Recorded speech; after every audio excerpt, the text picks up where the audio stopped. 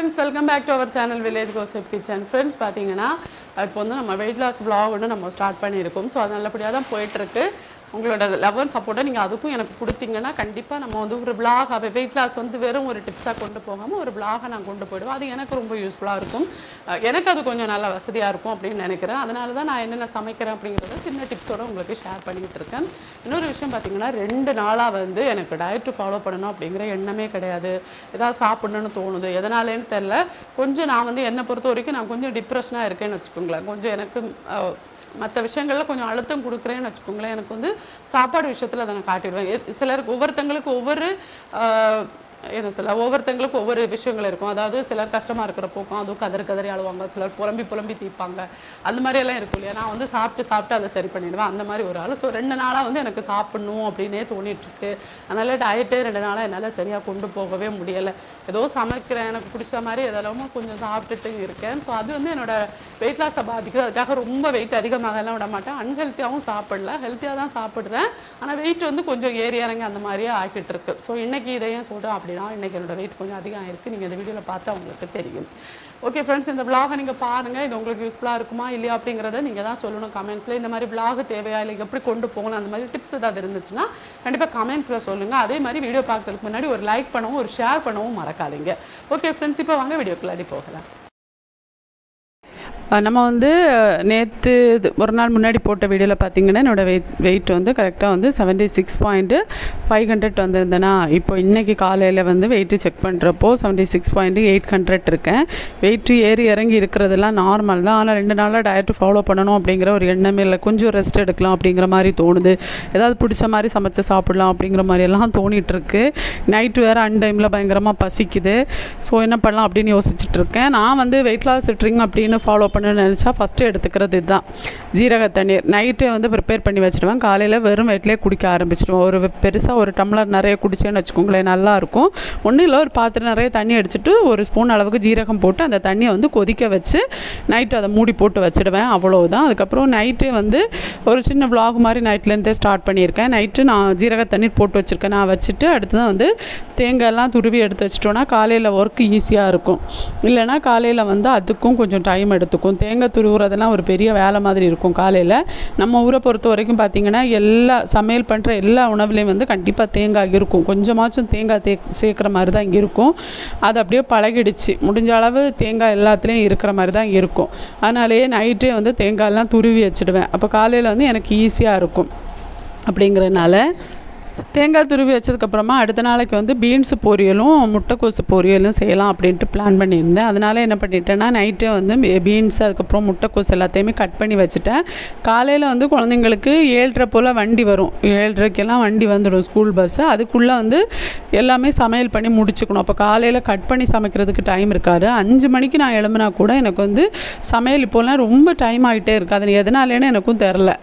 5 மணிக்கு எழும்புகிறேன், இருந்தாலும் ரொம்ப டைம் எடுத்து கொஞ்சம் அப்படி தான் ஒர்க்கு போயிட்டுருக்கு. அதனால் என்ன பண்ணிட்டேன்னா நைட்டே வந்து கட் பண்ணி வைக்கிறது, தேங்காய் துருவி வைக்கிறது, இந்த மாதிரி சின்ன சின்ன வேலையெல்லாம் இருக்குன்னா முடிச்சு வச்சுடுவேன். அப்போ காலையில் கொஞ்சம் ஈஸியாக இருக்கும். முன்னாடியெல்லாம் வெங்காயத்தை வந்து காலையில் தான் கட் பண்ணுவேன். அதாவது அந்த சமையல் பண்ணுறதுக்கு முன்னாடி கட் பண்ணுவேன். இப்போ அதுக்கு கூட எனக்கு டைம் இல்லாத மாதிரி இருக்கும். போன வருஷம் வரைக்கும் அவங்க வேறு ஸ்கூலில் படிச்சுட்டு இருந்தாங்களா, பஸ் வந்து ஸ்கூல் பஸ்ஸு 8:30 மணிக்கு மேலே தான் வரும். அப்போ கொஞ்சம் நிதானமாக சமையல் பண்ணால் போதும். இப்போ வந்து 7:30க்குள்ளே ஸ்கூல் பஸ்ஸு வந்துடும். அதுக்குள்ளே அவங்கள ரெடி பண்ணிடணும். அப்போ என்ன பண்ணணும்னா காலையிலே எல்லாமே சமைச்சு முடிக்கிறதுக்கு டைம் இருக்காது. அதனால் வெங்காயம் வரைக்கும் இப்போ எல்லாமே நைட்டே கட் பண்ணி வச்சுடுவேன். அதே மாதிரி முன்னெல்லாம் ஒரு பொரியல் பண்ணுறதே பெரிய விஷயமா இருக்கும். இப்போ முடிஞ்ச அளவு 2 வெஜிடபிள் பொரியல் பண்ணிடுறேன். நம்ம கொஞ்சம் கொஞ்சமாக குழந்தைங்களுக்கு இப்போவே கொடுத்து பழகிட்டோன்னு வச்சுக்கோங்களேன். அது வந்து ஃப்யூச்சரில் அவங்களுக்கு யூஸ்ஃபுல்லாக இருக்கும். நான் எல்லாம் காய் சாப்பிடவே மாட்டேன். அம்மா கொடுத்து விட்றதையும் கீழே கொட்டிட்டு வருவேன். இப்போ ஸ்கூலில் வந்து அது கொஞ்சம் கவனமாக கவனிக்கிறாங்க. அப்படிங்கிறனால இந்த குழந்தைங்க வந்து வேறு வழி இல்லை, சாப்பிட்டு தான் ஆகணும். வீட்டில் சாப்பிடல அப்படின்னாலும் ஸ்கூலில் சாப்பிட்டு தான் ஆகணும். அதனால் என்ன பண்ணிட்டேன்னா இப்போ வந்து வெஜிடபிள் எல்லாம் 1-2 காயெல்லாம் போட்டு பொரியல் பண்ணி கொடுக்குற மாதிரி பார்த்துக்கிறேன். இந்த சாம்பார் வைக்கிறப்ப மட்டும்தான் வேறு எதுவும் அது கூட வைக்கிறது கிடையாது. ஏன்னா நானும் அப்படி தான், குழந்தைங்களும் அப்படி தான், சாம்பார் மட்டும் இருந்தால் போதும் அப்படிங்கிற மாதிரி. அது கூட ஃபிஷ்ஷு ஃப்ரை இருந்ததுன்னா ஓகே, மற்றபடி வேறு எதுவும் வச்சுக்கிறது கிடையாது. ஆனால் இதுவே வந்து பொரியலெல்லாம் வைக்கிறப்போ ஒரு 2 காயெல்லாம் போட்டு பொரியல் வச்சோன்னா குழந்தைங்க விரும்பி சாப்பிட மாட்டாங்க. இருந்தாலும் நம்ம வச்சு கொடுத்துட்டோன்னா அவங்க வேறு வழி இல்லை, சாப்பிட்டு தான் ஆகணும் அப்படிங்கிறனால ஸ்கூலுக்கு கொடுத்து விட்றது.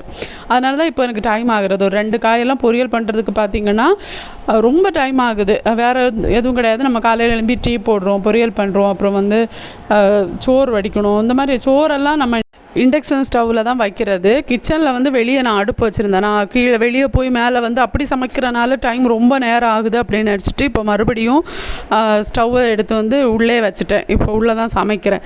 அப்படியாவது கொஞ்சம் டைம் நமக்கு இது பண்ண முடியுதா அப்படிங்கிறது தான் பார்த்துட்ருக்கேன். ஸோ நைட்டு காயெல்லாம் கட் பண்ணி வச்சுட்டேன். காலையில் எழும்பணுன்னா ஃபஸ்ட்டு வந்து இந்த தண்ணியை குடிக்கிறது தான் என்னோடய முதல் வேலையாக இருந்துச்சு. எப்போவுமே அப்படி தான். காலையில் எழும்பணுன்னா ஃபேஸ் வாஷ் பண்ணிவிட்டு அந்த தண்ணியை குடிச்சிடுவேன். ஜீரக தண்ணியை நைட்டே போட்டு வச்சுருந்தேன்னா காலையில் அதை எடுத்து குடிக்கிறேன். வேணும்னா நம்ம லைட்டாக சூடு பண்ணிக்கலாம். நான் சூடெல்லாம் பண்ணலை.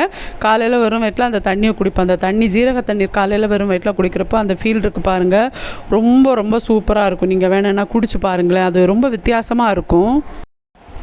அதனால் டெய்லி நீ ஒவ்வொரு தண்ணீர் போட்டு குடிக்கலாம் அப்படின்னு பிளான் பண்ணிட்டேன். முன்ன மாதிரி அதை ஆரம்பிக்க வேண்டியதான். தண்ணி குடித்ததுக்கப்புறமா தான் எனக்கு கொஞ்சம் நல்லாவே இருக்குது. அடுத்து வந்து டீ போடுறது. ஒரு அடுப்பில் வந்து டீயை வச்சுட்டோன்னா இதுக்கு தான் எனக்கு ரொம்ப டைம் எடுக்கும். காலையில் எழும்பி நான் தண்ணி குடிச்சிட்டு அடுத்து குடிக்கிறது வந்து டீ தான். அந்த டீயை வந்து லோ ஃப்ளேமில் வச்சு ரொம்ப நேரம் காய்ச்சி அது வந்து மேலே அந்த இது வர்ற வரைக்கும், அந்த ஆடை வர்ற வரைக்கும் காய்ச்சுவோம். அப்போ தான் அந்த டீ குடிக்கிறதுக்கு நல்லாயிருக்கும். அப்போ அடுத்த வேலை வந்து டீ போடுறது தான்.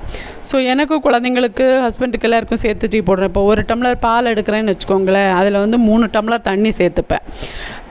அந்த டீ தான் நான் எடுத்துக்கிறேன். அப்போ பாலை விட தண்ணி தான் நாங்கள் குடிக்கிறதுல அதிகமாக இருக்கும். நான் எப்போவுமே சொல்கிறது தான்.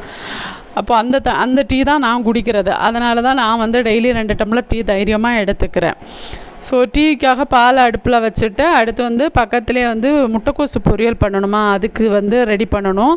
நான் ஒரு வீடியோ பார்த்துருந்தேன், நான் அன்றைக்கி சொல்லியிருந்தேன்.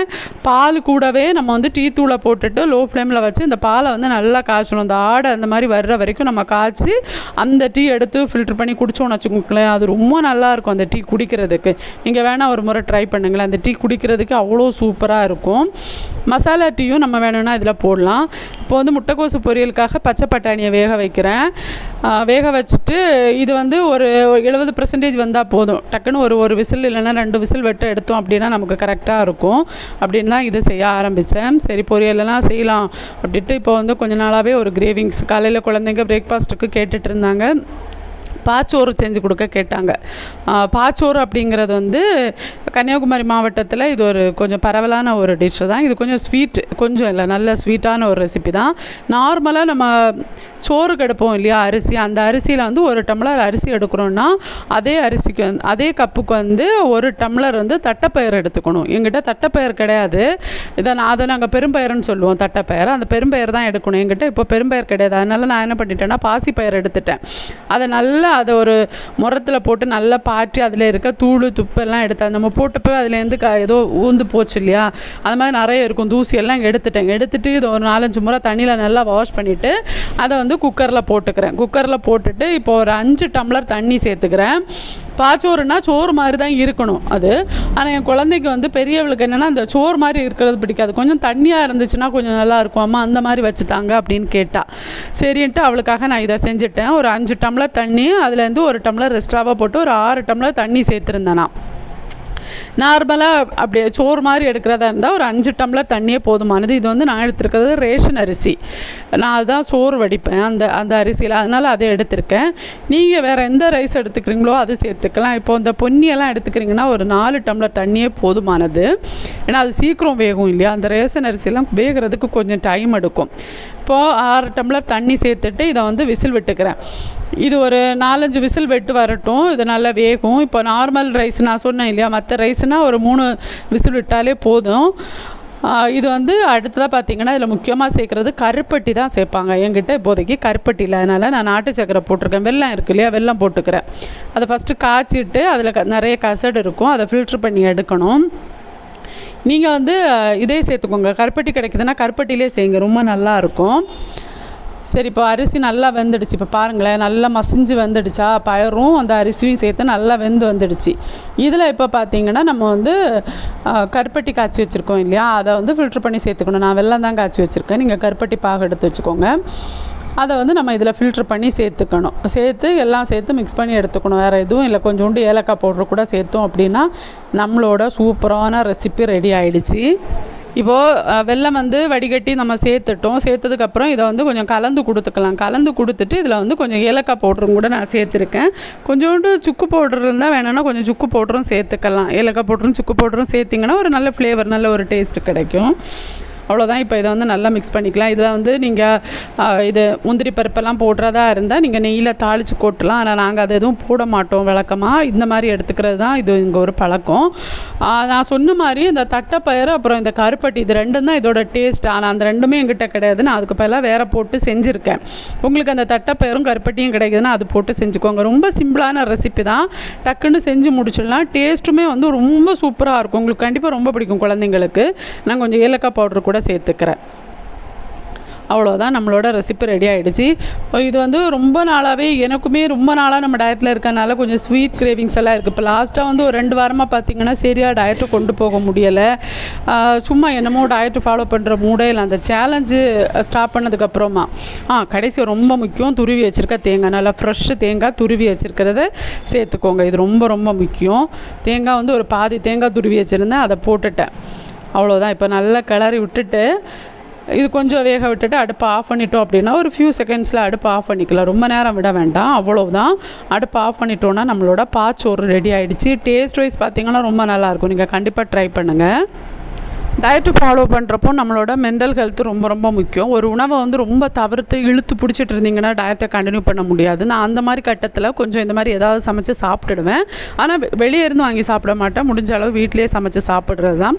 ஸோ இந்த அளவு பாச்சோறு இன்றைக்கி லஞ்சுக்கு எடுத்திருந்தேன். இதோட ரிசல்ட் கண்டிப்பாக நாளைக்கு வெயிட் அதிகமாகும். பரவாயில்ல, கொஞ்சம் வெயிட் அதிகமான கூட குறைக்கலாம். எனக்கு ரொம்ப குறைக்க வேண்டாம் இல்லையா, அதனால் தைரியமாக கொஞ்சம் எடுத்துக்கலான்னு நான் எடுத்திருந்தேன். ஸோ லஞ்சுக்கு இன்றைக்கி பாச்சோறு எடுத்திருந்தேன். அதனால் பிரேக்ஃபாஸ்ட்டாக ஸ்கிப் பண்ணிவிட்டேன். எனக்கு தெரியும் இது செய்கிறப்போ என்னால் கண்ட்ரோல் பண்ண முடியாது, நான் கொஞ்சம் சாப்பிட்டுடுவேன் அப்படின்னு. ரொம்ப பிடிக்குமா, அதனால் சாப்பிட்டுடுவேன். அதனால் நான் வந்து காலையில் பிரேக்ஃபாஸ்ட்டை ஸ்கிப் பண்ணியிருந்தேன். ஸோ லஞ்சுக்கு இன்றைக்கி பாச்சோறு தான் எடுத்திருந்தேன். டின்னருக்கு பார்த்தீங்கன்னா முட்டை கிரேவி வச்சுருந்தேன். அதில் 2 முட்டையும் ஒரு ஆப்பிளும் எடுத்திருந்தேன். ஸோ இப்படி தான் என்னோடய டே இன்றைக்கி போச்சு. வாக்கிங், எக்ஸசைஸ் அதெல்லாம் கரெக்டாக போயிட்டுருக்கு. உங்களோட டே எப்படி போயிட்டுருக்கு, டயட்டு ரிசல்ட் எல்லாம் நீங்கள் சொல்லுங்கள். நாளைக்கு இன்னும் சூப்பரான ஒரு வீடியோவில் ஷேர் பண்ணுறேன்.